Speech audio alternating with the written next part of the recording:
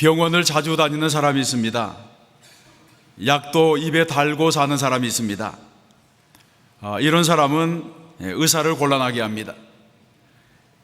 병원을 자주 다니기 때문에 병원의 문제가 무엇인지를 너무나 잘 알고 진료를 많이 받다 보니 어떤 병에는 어떤 약이 좋고 치료는 어떻게 해야 되고 이렇게 아는 것들이 많기 때문에 이런 환자는 의사가 골치 아파합니다. 또 법을 잘 아는 사람도 있습니다. 상법, 민법, 형사소송법 이런 것을 잘 알고 경찰서, 법원, 변호사, 판검사들을 두루 상대해 보아서 전문 브로커 뺨치는 사람이 있습니다. 이런 사람은 경찰관도 오히려 피해서 갑니다. 신앙생활에서도 그렇습니다.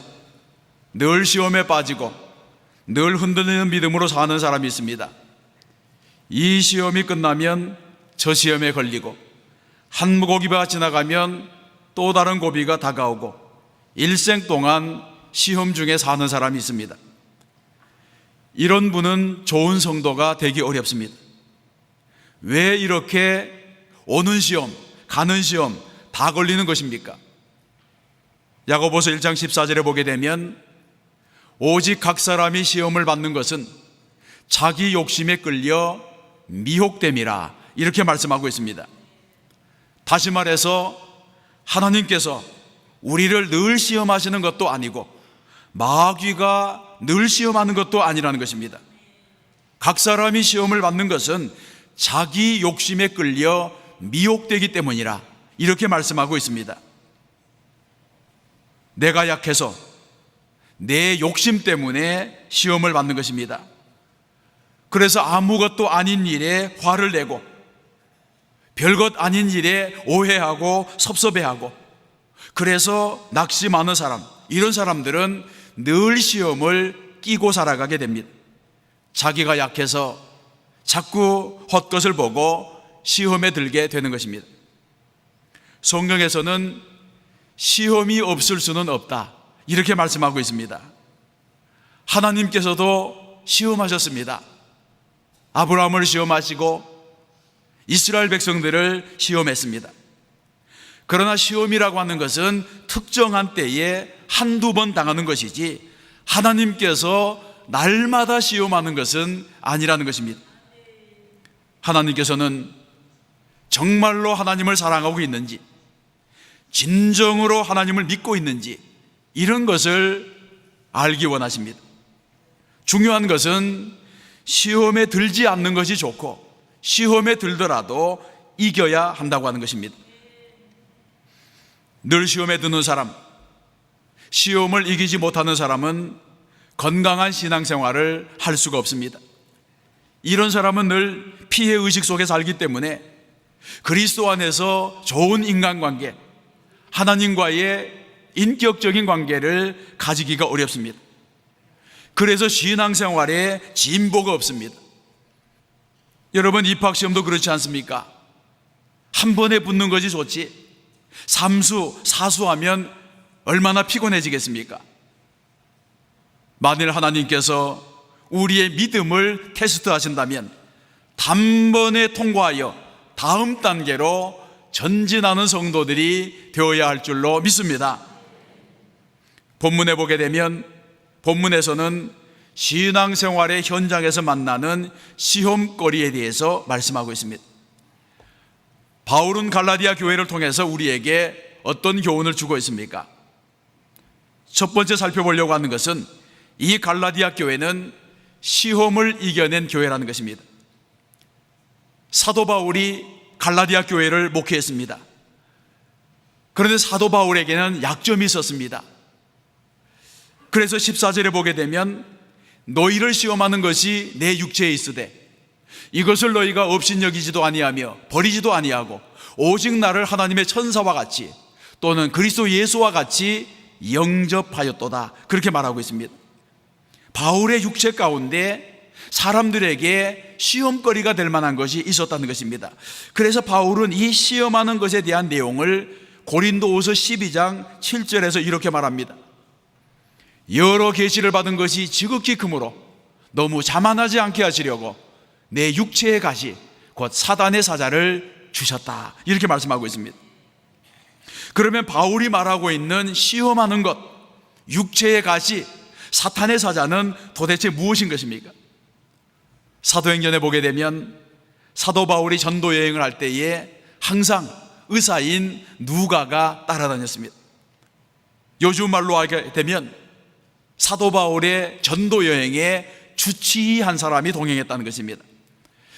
그래서 대부분의 신학자들은 바울이 항상 의사를 데리고 다녔고 육체의 가시, 육체에 시험하는 것이 있다고 했기 때문에 아마 몹쓸병, 고질병, 갑자기 도지는 질병, 이런 불치병이 바울에게 있었을 것이라 그렇게 이제 추측하고 있습니다. 성경에서는 그 병이 무엇이라고 정확하게 말하지 않기 때문에 어떤 분들은 그 병이 간질이라 그렇게 말하고 또 안질이라고 말하기도 하고 말라리아에 걸린 것이라고 말하기도 합니다. 어쨌든 이 바울의 몸에는 성도들에게 시험거리가 될 만한 질병이 있었다고 하는 것입니다. 그래서 교인들 중에서 특별히 믿음이 연약한 사람들은 바울을 바라보면서 왜 하나님의 종에게 몹쓸 병이 있는 것일까? 왜 남의 병은 고치면서 자기의 병을 고치지 못할까? 이런 생각을 하면서 혼란스러워했던 그런 사람들도 있었다는 것입니다. 어떤 목사님이 결혼을 하고 세월이 많이 지났는데 아이를 낳지 못했습니다. 그래서 이 목사님 내에는 하나님께 아기를 갖게 해달라고 간절히 기도했습니다.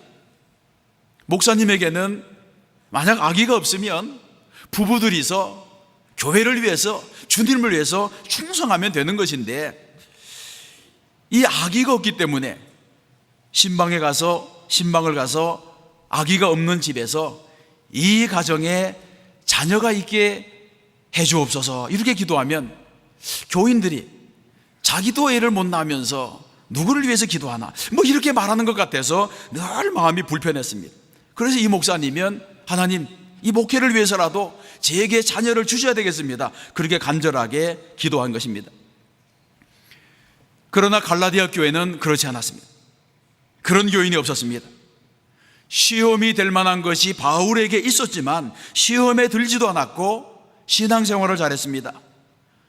바울은 성도들에게 내 육체에 가시가 있습니다, 사탄의 사자가 있습니다, 나는 연약합니다, 그렇게 말했지만 14절에 보게 되면 이것을 너희가 업신여기지도 아니하며 버리지도 아니하고 오직 나를 하나님의 천사와 같이 또는 그리스도 예수와 같이 영접하였다, 이렇게 말하면서 갈라디아 교회를 칭찬하고 갈라디아 교인들에게 감사를 하고 있는 것입니다.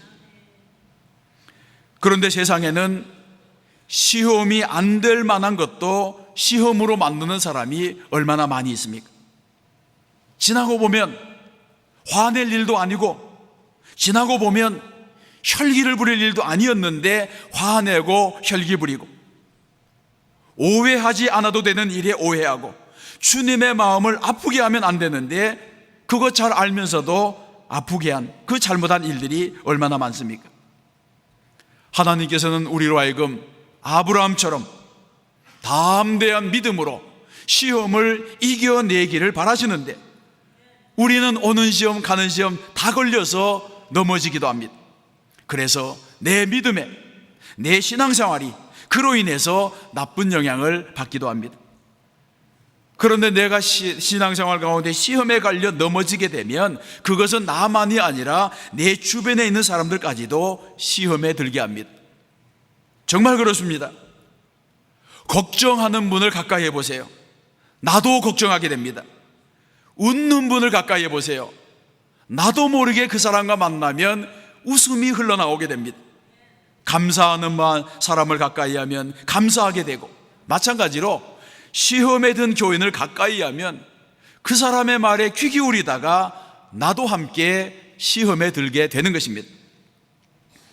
우리는 사람을 사귈 때에 나보다 좀 더 나은 사람과 사귀어야 됩니다.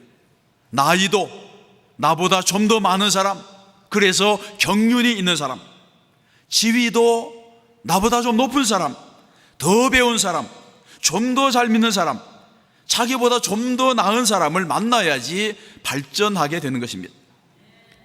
크게 되려면, 멀리 바라보려면 언제나 신앙에 도움이 될 만한 사람, 생활에, 삶에, 인격에 도움이 될 만한 사람을 사귀어야 됩니다. 그래야지 우리가 발전해 나가게 되는 것입니다. 나도 모르는 사이에 동화되어서 영향을 받게 되는 것입니다. 그러므로 우리는 내 주변에 불평하고 원망하고 낙심하고 다른 사람을 비난하는 이런 사람들을 두면 안 됩니다. 이런 사람들이 내 주변에 있으면 내 인생이 낭비가 됩니다. 내 인생을 그렇게 가치 없는 일에 소비하고 낭비하면 안 되는 것입니다. 바울은 갈라디아 교회 교인들이 바울에게 약점이 있었음에도 불구하고 그를 하나님의 천사와도 같이 또는 그리스도 예수와 같이 영접한 것, 이것을 감사하고 있습니다. 그리고 바울의 감사는 여기에서 그치지 아니하고 12절에 보게 되면 너희가 내게 해롭게 하지 아니하였느니라 이렇게 말씀하고 있습니다. 또 15절에 보게 되면 너희가 할 수만 있었더라면 너희의 눈이라도 빼어 나에게 주었으리라 그렇게 말하고 있습니다. 바울은 행복한 목회자였습니다. 이런 갈라디아 교회가 있었기 때문에, 이런 갈라디아 교회 성도들이 있었기 때문에 바울이 위대한 사역자가 될 수 있었던 것입니다. 우리는 시험에 들지 않는 성도들이 되어야 할 줄로 믿습니다. 갈라디아 교회 성도들과 같이 큰 믿음으로 시험을 이겨내는 저와 여러분들이 되시기를 주님의 이름으로 축원합니다. 두 번째 생각할 것은, 그러면 시험을 이길 수 있는 비결이 무엇입니까? 첫째, 늘 하나님 앞에서 부족한 마음으로 살아야 됩니다. 우리는 부족합니다. 성경을 읽어보게 되면 우리가 얼마나 부족한지를 너무나 잘 알 수 있습니다. 그래서 항상 자기 마음속에 나는 부족합니다. 나는 다윗같이 못합니다. 나는 야곱같이 못합니다. 나는 마리아, 바울같이 못합니다. 나는 말씀대로 살지 못합니다. 주님의 뜻대로 살라고 했는데 살지 못했습니다. 성경을 읽지도 못했고 계명을 지키지도 못했고 주의 율례, 주의 법도를 사랑하지 못했습니다. 나는 감사하지 못했습니다. 이런 고백을 하는 사람은 늘 은혜 가운데 살아가게 되는 것입니다. 하나님 앞에서 부족함을 느끼는 사람은 정상적인 사람입니다. 은혜 받고 성령에 충만해지고 능력을 받으면 마음이 높아져서 교만해지는 것이 아니라 오히려 자신의 부족함을 깨닫게 되는 것입니다. 이사야가 성전에 나가서 하나님을 뵙게 되었을 때 무엇라고 말합니까? 화로다 나여 망하게 되었도다 그렇게 말했습니다. 베드로가 능력의 주님을 만났을 때에 무엇라고 말했습니까? 주여 나를 떠나소서 나는 죄인이로소이다 이렇게 말했습니다. 혹시 신앙생활을 오래 했기 때문에, 혹시 교회에서 직분을 받았기 때문에 나는 부족함이 없다, 나는 모자람이 없다 이렇게 생각하는 분이 있습니까? 이렇게 생각하는 분은 벌써 하나님과의 거리가 멀어지고 있는 것입니다. 내가 잘났다고 생각합니까? 누구보다도 내 믿음이 좋다 이렇게 생각하십니까? 그렇다면 오히려 하나님과 멀어지는 것입니다. 성경에서 말씀했습니다. 교만은 패망의 선봉이요 거만한 마음은 넘어짐의 앞잡이라 그렇게 말씀합니다. 어떤 분은 전도해 보게 되면 내가 교회 나갈 이유가 뭐가 있느냐 그렇게 말합니다. 나는 거짓말도 안 하고, 나는 도둑질도 안 하고, 남에게 해롭게 하지도 안 하고, 나는 바르게 살고 있는데 나 같은 사람이 교회 나가서 할 일이 무엇이가 있느냐, 내가 무슨 잘못한 것이 있어서 교회 나가야 되느냐 그렇게 묻는 사람이 있습니다. 이런 사람은 하나님과의 관계가 완전히 끊어진 사람입니다. 정상적인 사람은 하나님을 가까이 하면 가까이 할수록 회개할 것이 많고 자신의 부족함을 느끼게 됩니다. 그래서 주의 품으로 들어가면 들어갈수록 나의 자격 없음을 알고 나의 연약함을 깨닫습니다. 그래서 이런 사람은 은혜를 받고 하나님께 인정을 받고 죄사함을 받게 되는 것입니다. 구약의 욥은 고난을 받을 때에 어떻게 했습니까? 처음에는 너무나 불행한 일들을 겹쳐서 받게 되었을 때에 욥이 이렇게 말합니다. 나는 아무 허물이 없는데 왜 이런 고난을 당해야 되는가? 나는 내 아들들을 위해서 기도했고 계명을 지켰고 남을 억울하게 한 적도 없고 남의 돈을 떼어먹은 적도 없고 다 잘했는데 왜 내가 이런 고생을 해야 되느냐? 하나님 앞에서 이런 불평을 하게 되었습니다.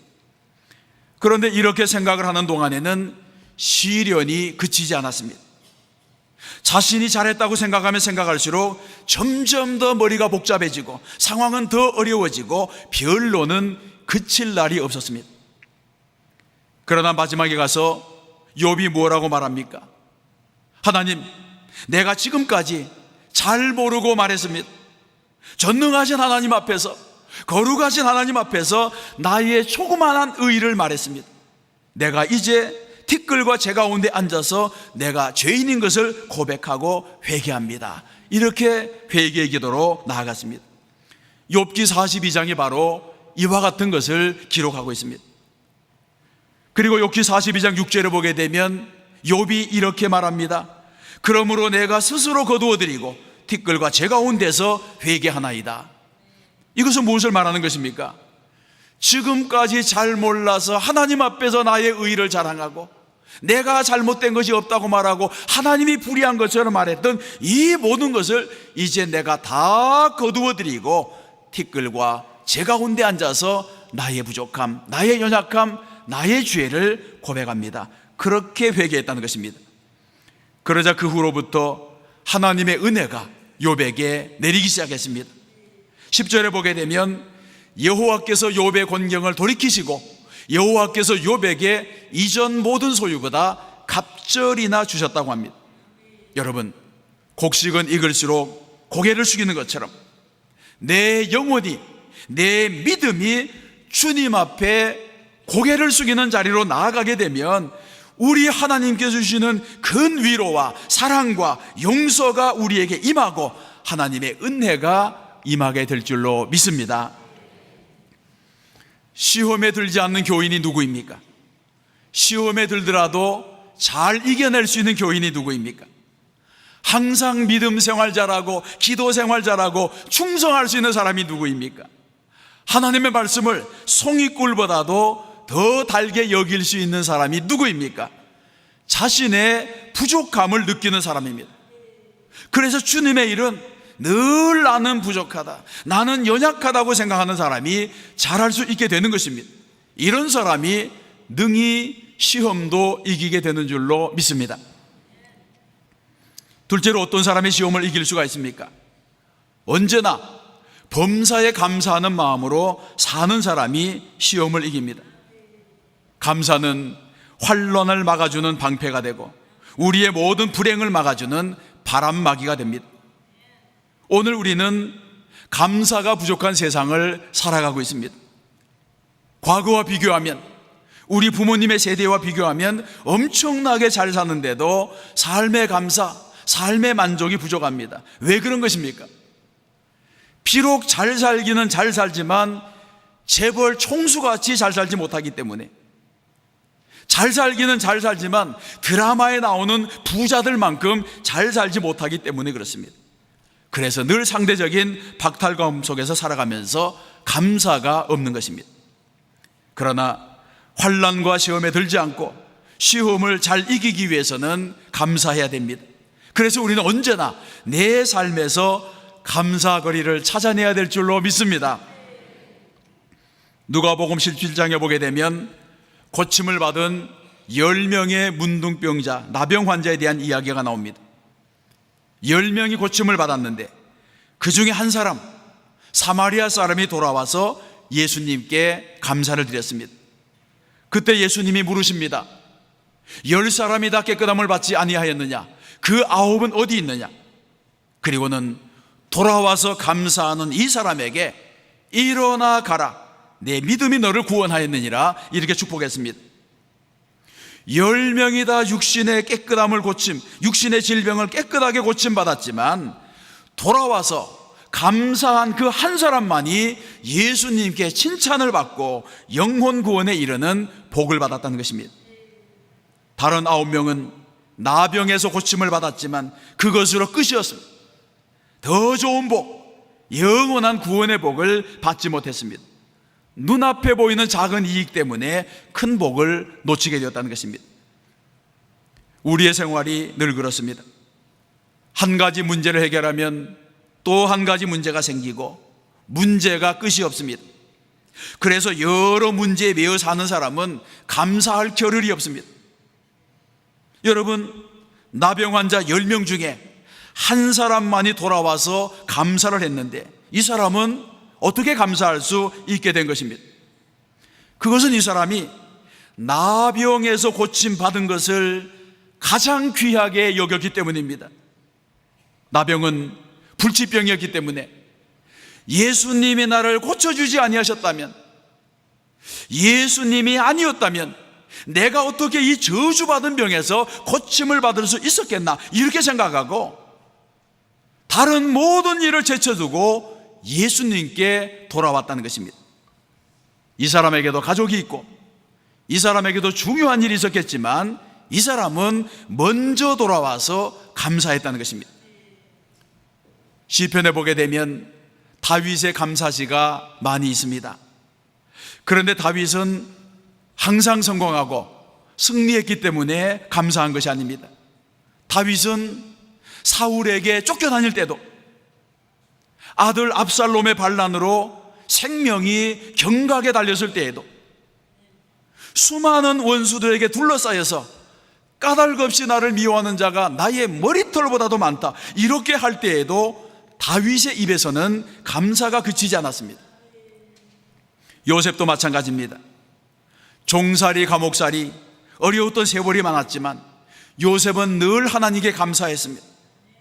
비록 노예 생활이 괴롭고 힘들었지만 하나님께서 함께 하신다고 하는 사실 한 가지 때문에, 하나님의 섭리가 자기 인생 가운데 있다고 하는 확신 때문에 그는 감사했습니다.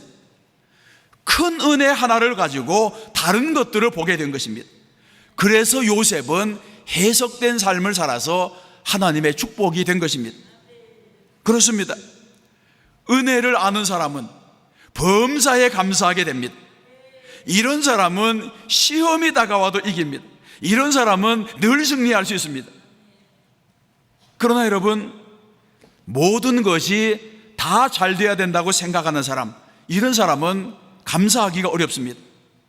아이들이 공부도 잘하고 건강하고, 아내가 살림도 잘하고 남편에게도 잘하고, 가정에도 생활이 어려움이 없고 근심 걱정이 없고 모든 일이 다 잘 되기를 바라는 이 심령은 감사하기가 어렵다는 것입니다. 여러분, 이 땅에서는 그런 세월이 결코 오지 않기 때문입니다. 우리 교회가 흠도 없고 점도 없이 완전한 교회가 되기를 바란다면 우리 교회 안에서는 감사할 일이 없을 것입니다. 그런 때는 결코 오지 않습니다. 이런 사람에게는 모든 것이 시험거리입니다. 자기 생각과 달라도, 자기의 뜻과 달라도 그 다른 것들이 불평거리가 되는 것입니다. 그래서 시험이 사람을 이기고 시험이 성도를 이겨버리는 것입니다. 여러분, 우리는 다 풍성할 수가 없습니다. 다 좋을 수가 없고 다 잘 될 수가 없습니다. 그러나 만일 우리가 하나님께서 내게 주신 가장 큰 은혜, 하나님이 해결해 주셨던 가장 어려웠던 문제, 더 나아가서 주님이 나를 죽을 죄 가운데서 구원해 주셨다고 하는 이 사실을 기억하기만 하면 감사할 수 있는 것입니다. 그러므로 우리는 하나님께서 베풀어 주셨던 은혜를 잊지 않아야 될 줄로 믿습니다. 갈라디아 교인들은 감사하는 교인들이었습니다. 그들은 하나님의 은혜와 바울에게 받았던 사랑을 기억하며 감사했습니다. 하나님께서 우리를 죄에서 건져주시고 하나님께서 우리를 멸망과 저주에서 구원해 주셨으니 얼마나 감사한가, 이 본질적인 은혜를 그들이 알았다는 것입니다. 이런 은혜의 눈으로 자신을 바라보자 자신들의 목회자인 사도 바울에게 있는 시험하는 것, 육체의 가시, 사탄의 사자, 이런 것들이 문제가 되지 않았습니다. 그것이 간질이든 안질이든 그 무엇이든지 허물이 되지 않았습니다. 그래서 갈라디아 교회 교인들은 바울을 위해서라면 자기 눈을 뽑아서라도 주려고 했다는 것입니다. 받은 은혜가 감사하자, 이 받은 은혜에 감사하는 마음이 들자 모든 것이 용납된 것입니다. 이처럼 감사하는 마음이 앞서면 모든 시험이 물러가게 될 줄로 믿습니다. 사랑하는 성도 여러분, 이 세상은 완전할 수가 없습니다. 어떤 정치 제도도 어떤 국가도 완전할 수가 없습니다. 사람도 마찬가지입니다. 흠이 없는 사람이 없습니다. 남편과 아내도 평생을 같이 살아보면 다 흠투성입니다. 우리가 사랑하고 살아서 그렇지 알고 보면 다 그렇고 그런 것입니다. 우리 교인 중에는 자기 아내를 너무 사랑해서 천사같이 생각하며 사는 분이 있습니다. 다른 사람이 볼 때는 그렇지 않은데 왜 이 사람은 자기 아내를 천사처럼 보고 사는 것입니까? 그것은 여러분, 사랑의 눈으로 바라보기 때문입니다. 사랑의 안경을 쓰고 바라보면 아름답지 않은 아내가 없고 멋지지 않는 남편이 없는 것입니다. 진주라고 하는 단편 소설이 있습니다. 어떤 사람이 진주 하나를 구해서 감정해 보았더니 진주에 흠이 있었습니다. 감정사가 이 진주는 크기는 큰데 여기는 흠이 있어서 가치가 떨어진다고 그랬어요. 그래서 흠을 없애려면 표면을 곱게 갈아내야 된다. 그래서 이제 표면을 갈아내게 되었습니다. 한 번 갈아내고 나니까 흠이 많이 줄어들었습니다. 그래도 아직 흠이 남아 있었습니다. 조금만 더 갈면 아주 깨끗해질 것 같았습니다. 그래서 여러 번 갈고 냈더니 흠집이 완전히 사라졌습니다. 그러나 여러분, 흠도 없어졌지만 진주도 하도 갈아내서 쪼그라들어서 작은 것이 되고 말았습니다.